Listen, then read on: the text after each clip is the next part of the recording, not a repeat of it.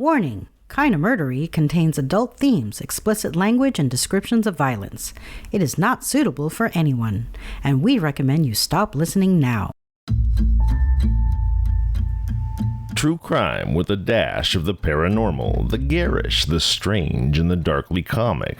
I'm Zevin Odelberg, and you've found your way to Kinda Murdery, a place that means more than just murder. It's my very own pocket dimension, home to a curated collection of bizarre and compelling stories, the unsolved, the unsettling, and the unbelievable. I cover it all, just so long as it's kinda murdery.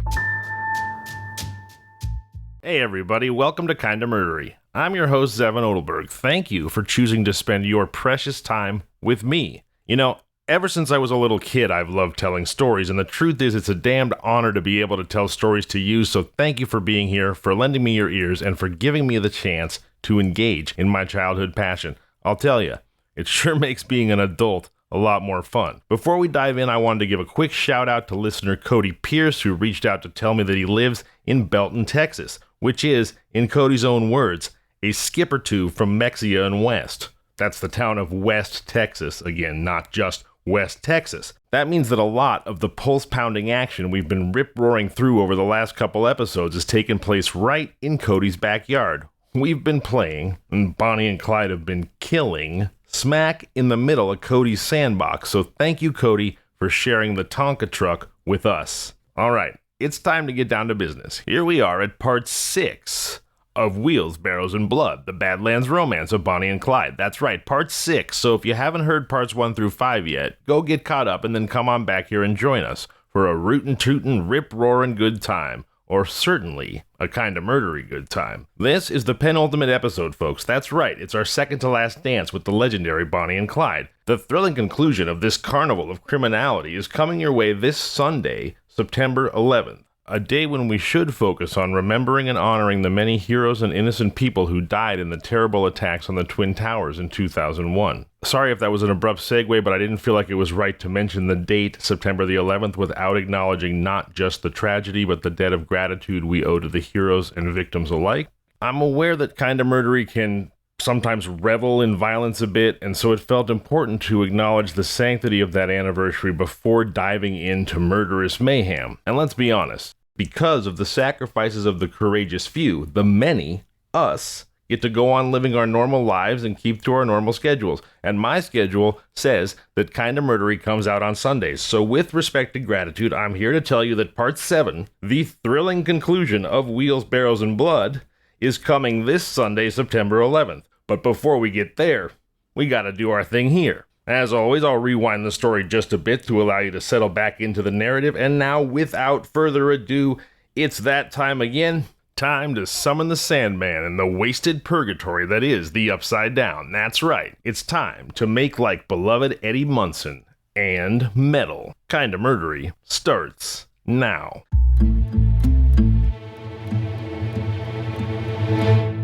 As they approached the edge of the embankment, the farmers heard the scream of a woman. Dropping the chain, they rushed forward. One of the farmers, who had a shotgun in his hand, released the safety catch on the weapon. They heard the man say, "Lady, we've robbed a bank and we have to have your car." Apparently sensing the return of the farmers, the man released the struggling woman and dived for the wrecked machine. A second car was standing in the center of the road. The man pulled a machine gun from the car and pointed it toward the startled farmers. "Drop that shotgun!" he shouted. The farmer hesitated. A score of bullets from the machine gun ripped up the lip of the embankment at his feet. The shotgun tumbled down into the water of the ditch. Defenseless, the farmers were unable to protest against what followed. They recognized the woman driver of the second car. She was Mrs. Cam Gunter, an attractive young matron of Mexia, a town east of Thelma.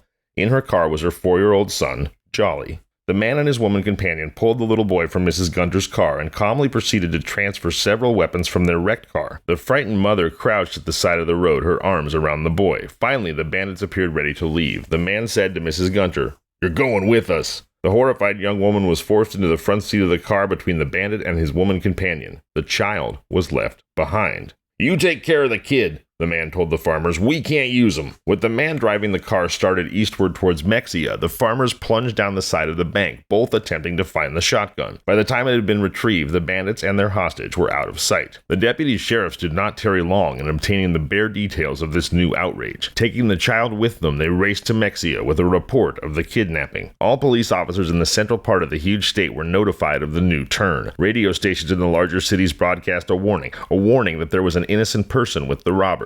Sheriffs and police chiefs rushed additional men into the field.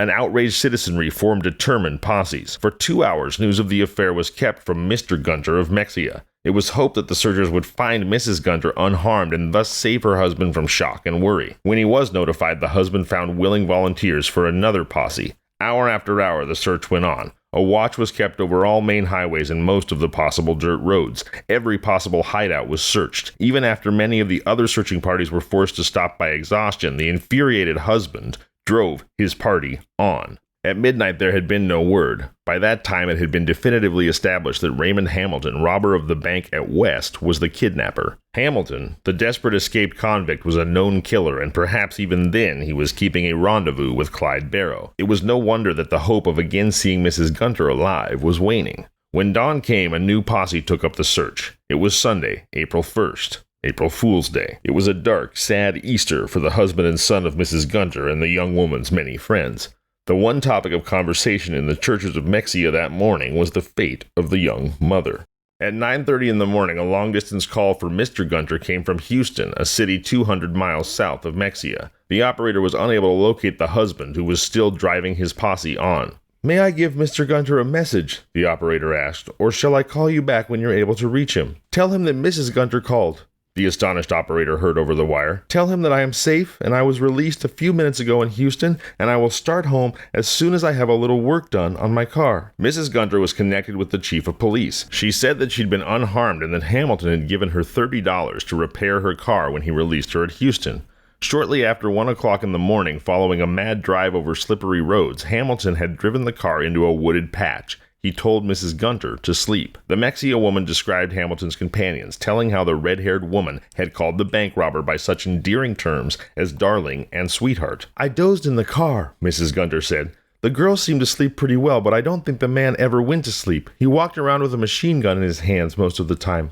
Mrs. Gunter said that Hamilton stole a black sedan with yellow wheels in Houston before he released her. She watched the couple drive away in the stolen car. Then she reported the affair to Houston police. Officials learned that Hamilton apparently had made no contact with Barrows during the time he held Mrs. Gunter captive. But the mere fact that Hamilton was headed south made it seem probable that Barrows was in the southern part of Texas. Mr. and Mrs. Fred A. Giggle. Okay, that's spelled Giggal, so I guess I can say Giggle or Giggle. I'm going with Giggle. Mr. and Mrs. Fred A. Giggle of 4226 Prescott Avenue, Dallas, started to drive to Rome, a town northwest of Dallas, that Easter Sunday afternoon. They were driving on Texas State Highway number 114. Shortly before 3:30 p.m., 3 officers of the Texas Highway Patrol mounted on motorcycles passed them. Attached to one of the motorcycles was a sidecar containing a set of scales. Far down the highway, Mr. and Mrs. Giggle observed 2 of the motorcycles swerve into a side road. The machine with the sidecar continued on. His curiosity aroused, Mr. Giggle slowed his car as he approached the intersection of a dirt road. About 100 yards up the road, he could see a parked black motorcar with yellow wire wheels. The officers approached the car. The Dallas man turned his attention to the highway and started to speed up his car. A roar of gunfire sounded behind him. Quickly, Mr. Giggle brought his car to a halt. The reports of the guns died out, then began again. As he could see the parked car only faintly through the trees, Mr. Giggle started backing his car up as soon as he stopped. He and his wife saw 2 brown uniformed men lying on the dirt road. 2 persons were standing over them. Both were dressed in brown riding trousers, and one was wearing a brown shirt, the other a blue shirt. One, the shorter of the 2, obviously was a woman. To their horror, the couple on the highway saw the taller of the 2 persons bend over one of the uniformed men and fire several shots. The killers ran to the parked car. The car was turned around facing the highway. It started forward. Quick, they'll kill us too!" Mrs. Giggle screamed. Mr. Giggle started his car. Okay, I'm sorry, I have to pause and just say there's this incredible emotional disconnect between how horrible the events that are occurring are and the fact that the couple that's witnessing them is named Mr. and Mrs. Giggle. So, just deal with that. I am. Mr. Giggle started his car down the highway, the car containing the killer's paused at the intersection. It seemed at first that the driver was about to turn it in pursuit. Then he turned southeast toward Dallas and soon disappeared. Driving at a high speed, Mr. Giggle soon overtook the officers on the sidecar-equipped motorcycle. The officer was Patrolman Polk Ivy. A moment later, Patrolman Ivy was traveling at a terrific pace back toward the scene of the shooting. Stretched out on the roadway, he found his two fellow officers, Patrolman E.B. Wheeler and H.D. Murphy. Wheeler, one of the best shots in the Texas Patrol, was dead, and Murphy, unconscious from his wounds, died a few minutes later. Patrolman Ivy rushed to a telephone to notify Captain S.C. Ham of Dallas, District Chief of the Texas Patrol, of the double murder. Captain Ham immediately called Sheriff R.A. Schmidt and Police Chief Claude W. Trammell. Through the facilities of the police department and the sheriff's office, the pickup for the black sedan with yellow wheels was broadcast. Earlier in the day, officials at Dallas had been informed that Raymond Hamilton had stolen a black sedan with yellow wheels that morning in Houston. The first thought was that Hamilton had participated in the double killing. The car was similar, and the slayers were a man and a woman. It was only a matter of minutes until investigating officers from Dallas and Fort Worth were at the murder scene. The officers were slain near the village of Grapevine between the two larger cities. A few empty cartridge and shell cases scattered over the road gave mute evidence of the brutal crime. Officers found the cases of 3 16-gauge and 3 12-gauge shotgun shells and the cases of 5 45 caliber pistol cartridges and 1 30-60 rifle shell. All had been fired by weapons in the hands of the killers. Neither of the officers had been able to fire. Patrolman Wheeler, who had fallen beside his motorcycle, evidently had attempted to free his sawed-off shotgun from its scabbard. The revolvers of both of the officers were still in the holsters. Just as a minute search of the scene was being started, a third witness to the brutal affair stepped forward to talk to the officials. He was William Schieffer, a farmer whose land borders the side road. He was about 100 yards distant from the parked car when the shooting started. Schieffer's version of the affair corroborated that given by Mr. and Mrs. Giggle. He said that the two officers alighted from their machines about 25 feet from the parked car. A man and a woman, both dressed in riding breeches, leapt from the car and opened fire with shotguns. The farmer saw both of the killers fire at the still forms of the officers. Detective A.C. Howerton of Fort Worth questioned Mr. Schieffer. "How long had the car been parked there?" "Since 10:30 this morning," Schieffer replied. "I passed it when I was returning to my farm with a load of stone. There was a man and a woman in it. A good-looking young woman and smallish, and a hatchet-faced young man." The officers crowded around the farmer at these words. About how tall was the man? There was an air of suppressed excitement as the questions were fired at the farmer. Similar questions were asked of the Giggles. Detective Howerton said, "Men, we know who killed Wheeler and Murphy. There ain't a doubt in the world. The killers were Clyde Barrow and Bonnie Parker." The Barrow gang had committed their 10th and 11th murders. It was certain, then, that Hamilton had not been with Barrow at the time of the murders. If the car had been parked near Grapevine at 10:30 that morning, it would have been a physical impossibility for Hamilton to have traveled there from Houston, a distance of about 260 miles. Hamilton was last seen by Mrs. Gunter in Houston at 9:30, it will be recalled. After the officers had finished talking to the witnesses, the search for further evidence was resumed. At the side of the road, Detective Howerton bent over. He picked up something. It was a cigar butt. It bore the imprint of small teeth. Bonnie Parker had tossed it into the ditch. An hour later, the identification of Barrow and Bonnie Parker as the slayers of patrolmen Wheeler and Murphy was made even more positive when the witnesses were shown pictures of the killers. In the meantime, hundreds of officers had been scouring the country roads of northern Texas. The peace officers of town after town were called by long distance by the Dallas authorities. The hunt for the killers grew in widening circles. 25 Dallas detectives and patrolmen were added to the forces of Sheriff Schmidt to carry on the search in Dallas County. Numerous posses were at work in Tarrant and Denton counties, believed to be frequently visited by Barrow. The trail was picked up in Grapevine. A black Ford sedan with yellow wheels had raced through the town a few minutes after the officers had been slain. The car was traveling at a speed estimated at 75 miles an hour. Persons who observed the speeding car said its occupants were laughing. Barrow dropped from sight. More than 24 hours passed before Texas officials obtained another definite lead.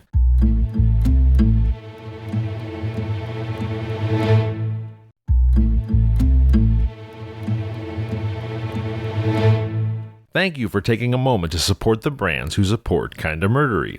Also, thank you for being part of our Kinda Murdery community.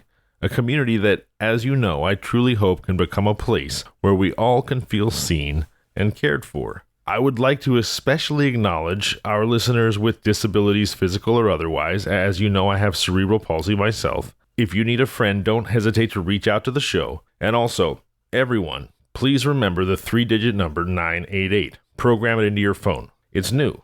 It's a free number that you can dial in times of crisis to receive suicide, substance abuse, and mental health related counseling. If you're in crisis, please remember you are loved and dial 988 to talk to someone right away. If you're not in crisis, but the clouds are pressing down on you and you could use a friend, please don't hesitate to reach out to the show. kindamurdery@gmail.com or @kindamurdery on all social media. I'd love to connect with you. I'm here for you, and I care. All right, let's get back to the killer couple, shall we? As we continue with part 6 of Wheels, Barrows, and Blood, the Badlands romance of Bonnie and Clyde. Kinda Murdery resumes now.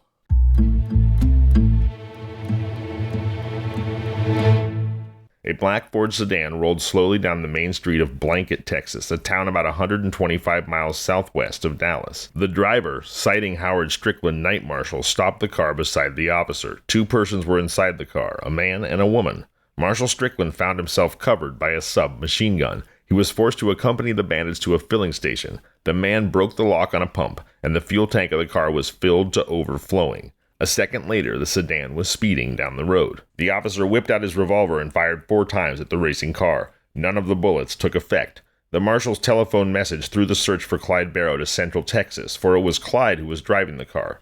While not positive, Marshal Strickland believed the woman was Bonnie Parker. By this time, the demand for the capture of the Barrow gang had reached a new peak. Texas newspapers were calling Clyde Barrow Texas public enemy number 1. Papers in other states were ranking him as the public enemy number 1 of the United States. Following the announcement of Mrs. M.A. Ferguson, governor of Texas, that the state would pay $500 for the capture of the criminals, there came a flood of private subscriptions to a reward fund. Most of the donations were for $1. They poured in at such an extent that within a few days, Chief L.G. Ferris of the Texas Highway Patrol announced that the fund had grown to almost $3,000. A downpour of rain the night of April 4th hampered the statewide search for the killers. It was that night that a black sedan slipped into DeKalb in northern Texas near the Oklahoma line. There were 2 men and a woman in the car. John Hall, a filling station operator at DeKalb, looked curiously at the occupants of the car as it drew up in front of his pumps. Just 4 gallons of gasoline were required to fill the car's tank. "Get in," ordered the driver of the car. He was pointing a pistol at Hall. Boy, if I'd worked at a gas station in the Midwest or the South during Bonnie and Parker's cross-country rampage, I think I would have retired or found another job. Sheesh. "Get in," ordered the driver of the car. He was pointing a pistol at Hall. Inside the car, the woman and a second man rifled Hall's pockets, taking $40. Before his absence had been discovered, Hall called the DeKalb police from a farm telephone 8 miles north of town. He'd been thrown from the car by the bandits. The driver of the car was Clyde Barrow. Hall had remembered newspaper pictures of the killer. A black Ford sedan with yellow wheels skidded on the muddy road at the outskirts of Commerce, Oklahoma, a village in the northeast corner of the state. The driver stepped on the accelerator, but he could not keep the machine in the road. It slid into a ditch. The furiously spinning wheels would not take hold. Several persons volunteered to push on the mired car. At first they were waved away. Then their offer was accepted.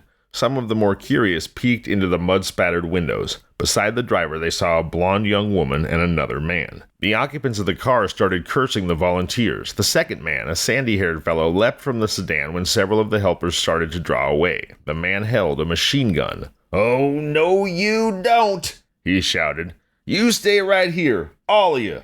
Charles Dodson, who was driving his heavy truck along the road, came to a halt when he saw the ugly muzzle of a gun trained on his cab. "Tie on here," the man ordered. "You'll pull us out or you'll get filled with lead." Under the threat of death, Dodson climbed out of his truck and fastened a length of rope to his machine and the car. He started to feed the gas to his motor. Slowly, the car was tugged from the ditch. The driver unfastened the rope. 2 men whom the truck driver and the bystanders had recognized were approaching. They had revolvers in their hands. Constable Cal Campbell had been informed that a car containing several drunks was creating a disturbance at the edge of town. He went to the village barbershop where he found Chief of Police Percy Boyd. Together, the 2 officers started out to investigate. It was the morning of April 6th. As they came upon the scene, the officers saw the machine gun. They knew that they would be facing no simple gang of common drunks. Constable Campbell shouted, "Get ready to shoot!" The man with the machine gun swung around. The driver of the car, also armed with a machine gun, got out of the car. Constable Campbell raised his revolver. He fired 3 times.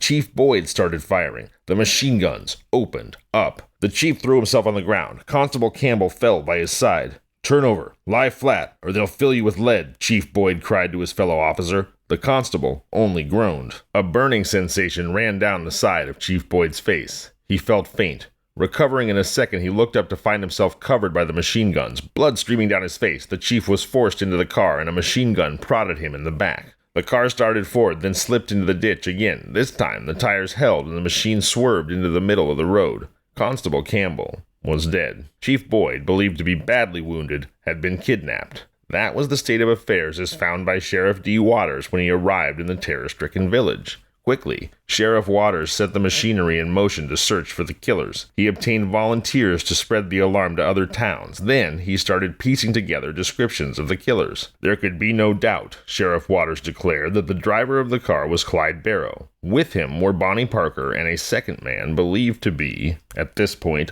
also notorious, Raymond Hamilton. Oklahoma, Kansas, Missouri, and Arkansas offered avenues of escape for the killers and kidnappers. Just south of Commerce lay the Cookson Hills. Remember the Cookson Hills, where that giant raid that was almost on a military scale didn't manage to catch anyone? Yeah, that's the place.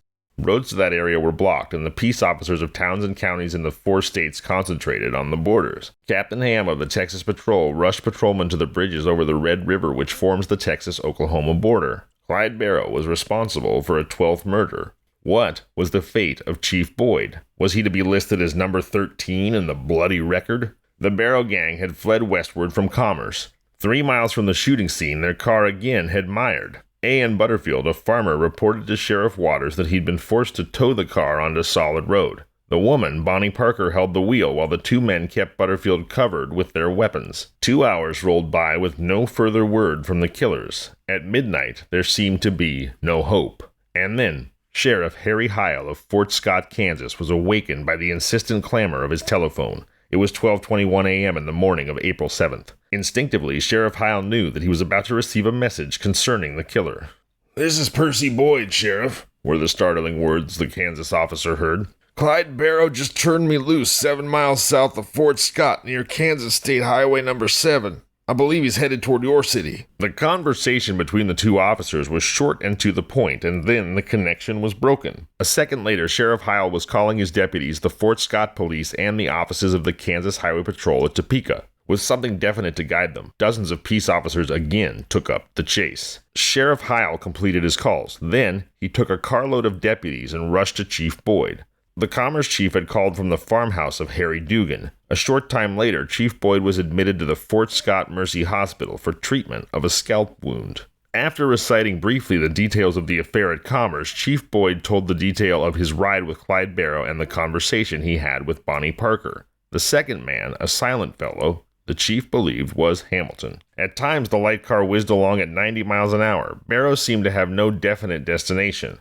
Almost 40 gallons of gasoline were consumed in a mad merry-go-round flight in southeastern Kansas. Bonnie Parker and Barrows freely admitted their identities. They joked about the shooting at Commerce. At one point, the conversation turned to the double murder near Grapevine. "That's where they got us wrong," Bonnie said. But in later conversation, things were said in contradiction to that denial. Barrows and Bonnie bragged that they were too smart to be caught. The woman denied that she smoked cigars. "They had an arsenal in that car," Chief Boyd said. "I saw 3 machine guns, 3 shotguns, and a bunch of automatic pistols. Then they had a suitcase full of ammunition, and there was a pint of whiskey in the car, but Barrows said he never drank. My shirt was covered in blood, so Barrows gave me one of his, and the other man gave me a necktie. One of them poured some antiseptic over the wound in my head." Believing that Barrows still was in Kansas, Adjutant General Milton McLean ordered out several companies of the National Guard. Because of the violation of the federal kidnapping law, United States Attorney General Cummings at Washington instructed Department of Justice agents to utilize every resource to apprehend Barrows. In a surprise development, shown pictures of Raymond Hamilton, Chief Boyd said that the criminal was not the companion of Barrows and Bonnie. Belief that the second man was Jim Clark, escaped Kansas convict, led to a raid by federal, state, and county officials that night. It was believed that Barrows might be hiding with Clark on a farm between Chatopa, Kansas, and Welch, Oklahoma. Hamilton himself denied that he was with Barrows in the Commerce raid. Enclosed with a paper bearing his fingerprints, a letter from Hamilton was received by a Dallas lawyer on April 8th. The letter, mailed in New Orleans, was sent special delivery. It read, in part, "I'm sending you a bill from a hotel I was staying at the time of the killing in Commerce, Oklahoma. I haven't been with Clyde Barrows since the Lancaster bank robbery. I'm sending you $100, and I want this put before the public and proved right away. I'm enclosing also my fingerprints. I want to let the public and the whole world know that I am not with Clyde Barrow and I don't go his speed. I'm a lone man and I intend to stay that way. I was in Houston Wednesday night, April 4th, and I've been here ever since Thursday evening, April 5th. The hotel bill was for F.A. Murphy and wife in Lake Charles, Louisiana. At the hotel in New Orleans, it was said that Murphy and a striking brunette had stopped there the night of April 5th. The clerk and a bellboy identified a photo of Hamilton. A number of handwriting experts examined the letter. It was declared genuine. The fingerprints were Hamilton's. Why should the murderer Hamilton be so concerned over the slaying at Commerce? The lawyer to whom the letter was addressed explained it as follows. Hamilton is wanted in Oklahoma for the killing of an officer at Atoka. He's afraid of that state now, believing that he would be sentenced to death for the Atoka killing, and he's anxious that it not be connected with the Commerce killing, for that would result in his being taken to Oklahoma if he is ever captured. The following day, the black Ford sedan used by Barrow was found half buried in a haystack near Fort Scott. In it were Chief Boyd's necktie and several other articles identified by the Commerce Chief of Police. Days passed without a definite lead to follow. On April 11th, it was reported that Barrow had been sighted near Independence, Kansas, and on the same date, a first-degree murder charge was filed against him in Miami, Oklahoma, in connection with the death of Constable Campbell. The following day, a letter purporting to have come from Bonnie Parker was received by a Houston newspaper. The letter, signed by Clyde and Bonnie, stated that Raymond Hamilton no longer was associated with the pair. The letter had been mailed at Groveton, Texas. On April 13th, 2 raids at widely separated points were made with the capture of Clyde Barrow as the objective. One was at Hot Springs, Arkansas, and the other was near Ringgold, Louisiana. Neither raid, and this is unsurprising at this point, was successful. The next day, Sheriff Schmidt announced the arrest of Floyd Hamilton, brother of Raymond Hamilton, and 3 other men at Dallas. The search for Barrow swung to the vicinity of Iredell, Texas on April 20th when a bandit entered the Iredell State Bank and escaped with about $100. Identification was made by J. Wiley Harris of Dallas, who was in the bank at the time of the holdup. The next announcement of importance came from Crockett, Texas on April 24th. Officials there filed former charges against Floyd Hamilton, accusing him of smuggling weapons into the Eastham prison farm previous to Barrow's raid on January 16th. Then, the next day, a more startling event occurred. A Plymouth motor car pulled up to the side door of the First National Bank at Louisville, Texas. 2 men were in the car. One got out, swaggered into the bank, and the other remained in the machine. Seconds later, the man ran from the bank and leapt into the car. In an unbelievably short time, police radio stations in the larger cities of Texas were broadcasting reports of the holdup. The bandits had obtained approximately $2,200. The bandit who'd performed the actual robbery was Raymond Hamilton. The second man was unknown. Posses converged on Louisville. 2.5 hours later, Deputy Sheriffs Collier Urey and D.S. McDaniel of Grayson County and Dr. John T. Hall, arms instructor of the Sherman, Texas Police Department, were speeding down a side road about 7 miles south of Sherman. They observed a Plymouth car swing from the main highway and onto their road. Deputy Urey swung the posse car across the road. The Plymouth was forced to halt. Under the threatening weapons of the officer, Raymond Hamilton and his companion, T.R. Brooks, climbed from the car and surrendered. Occupying a death cell in the Dallas County Jail, Hamilton said he had not seen Barrow since the Lancaster bank robbery. Continued questioning of the robber and murderer resulted in nothing of value in the hunt. May 1st. Hamilton, former member of the Barrow Gang, was indicted as a habitual criminal. Dallas County officials announced that a determined effort would be made to obtain the maximum penalty, death by electric chair. Law enforcement acknowledged this victory with little excitement because, against Hamilton's capture, the death of Buck Barrow, the imprisonment of his wife Blanche, and the arrest of other accomplices now in prison awaiting trial, stands a grim challenge of 12 lives wantonly snuffed out by the murderous gang, with Clyde Barrow and Bonnie Parker still eluding the dragnet spread for them over the Southwest.